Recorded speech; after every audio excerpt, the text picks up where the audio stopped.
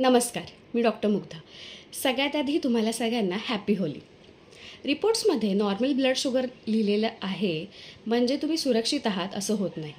फक्त fasting sugar ही महत्त्वाची नसते. फास्टिंग शुगर ही जर 70 ते 99 mg/dl असेल तर ती आपण नॉर्मल म्हणतो. पण तीच जर 100 ते 125च्या मध्ये असेल तर ह्याला आपण प्री डायबेटिसची सुरुवात म्हणू शकतो. आणि जर ती 125च्या पुढे असेल तर त्याला आपण डायबेटिस म्हणतो.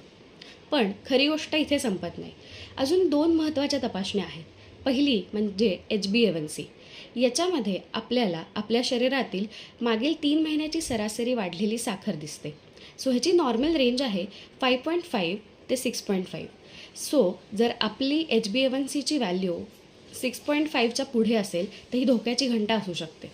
आणि तिसरी महत्त्वाची म्हणजे फास्टिंग इन्शुलिन. फास्टिंग इन्शुलिन ही तपासणी आपल्याला दाखवते की आपल्या शरीरामध्ये साखर नियंत्रणात ठेवण्यासाठी आपल्याला किती इन्शुलिनची गरज आहे. सो जरी शुगर ही नॉर्मल असली तरी इन्शुलिन हे वाढलेलं असू शकतं. सो सोप्या शब्दात जर सांगायचं म्हणलं तर साखर तरी अजून वाढलेली नाही आहे, पण शरीर आतून हळूहळू थकायला लागलेलं आहे. सो ह्याची सोपी लक्षणं म्हणजे कोणती? वारंवार भूक लागणे, पोटावरची चरबी वाढणं, थकवा वाटणं किंवा सतत गोड खायची इच्छा होणं. आजची वाढलेली साखर हे उद्याचं डायबेटीस नक्कीच नाही आहे.